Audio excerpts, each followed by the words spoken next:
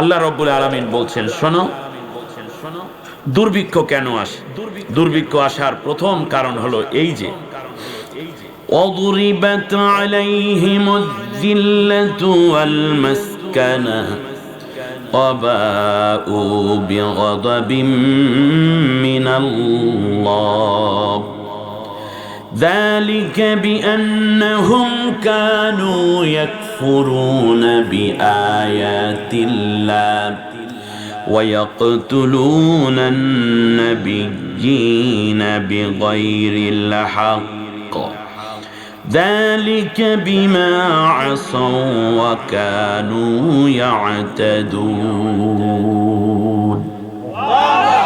সূরা নাম, সূরা বাকারা, মন দিয়ে শুনুন।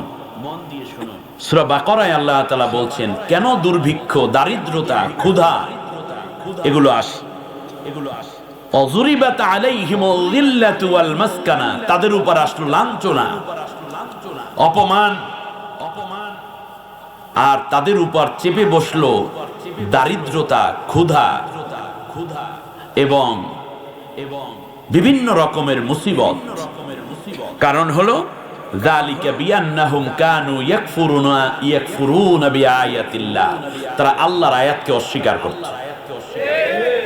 তাহলে দেশে দুর্ভিক্ষ আসার প্রথম কারণ হচ্ছে আল্লাহর আয়াতকে অস্বীকার করা।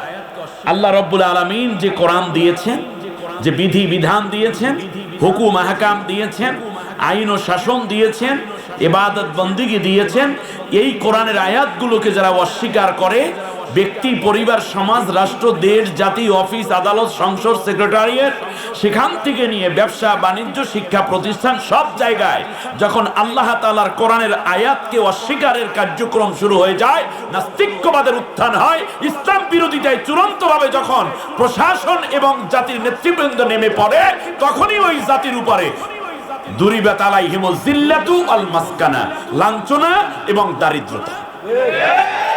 তাহলে দারিদ্রতা এবং লাঞ্ছনা আসার কারণ ওই সমস্ত লোকেরা যারা আল্লাহর কোরআনকে বরদাস্ত করতে পারে না, আল্লাহর কোরআনের কথা শুনলে গা জ্বলে, কোরআনের কথা যারা বলে তাদের উপর যারা অত্যাচার চালায়, ওই সমস্ত দুষ্টদের কারণেই সমাজের মধ্যে দুর্ভিক্ষ আসবে।